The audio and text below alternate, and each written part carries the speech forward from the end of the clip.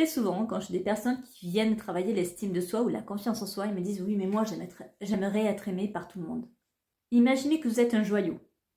Chaque personne que vous rencontrez voit une facette du joyau. Vous, quand vous regardez un joyau, vous ne regardez pas qu'une facette, vous regardez l'ensemble et c'est l'ensemble qui est joli. Donc dites-vous qu'une personne va vous juger rien que sur une facette.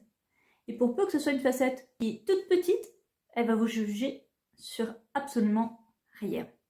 Il y a aussi cette métaphore. Vous mettez une œuvre au milieu d'une pièce, vous mettez 10 personnes autour. Déjà, les 10 personnes ne vont pas voir la même chose, puisqu'elles n'ont pas positionné pareil. Elles n'auront pas la même lumière, elles ne font pas la même taille, elles n'ont pas la même vue, et puis même au niveau ressenti.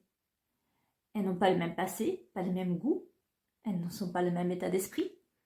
Vous, c'est pareil, vous êtes une œuvre au milieu d'une pièce, et chacun va voir des choses différentes et va interpréter en fonction de son ressenti. Et vous aurez beau essayer de contrôler votre image, et en fait, l'interprétation que les gens en font leur est propre. L'envie de plaire est tout à fait. Tout le monde a envie de plaire, et c'est ok avec ça. Mais plaire à tout le monde va être extrêmement épuisant et va être chronophage, parce que tout simplement, vous n'atteindrez jamais cet objectif. Ce que je vous conseille, si vous êtes dans ce cas-là, c'est d'aller voir un thérapeute ou un psy. Personnellement, je suis à côté de Perpignan, vous pouvez voir mes coordonnées en bio. Il va vous aider à vous aimer vous, indépendamment du regard des autres.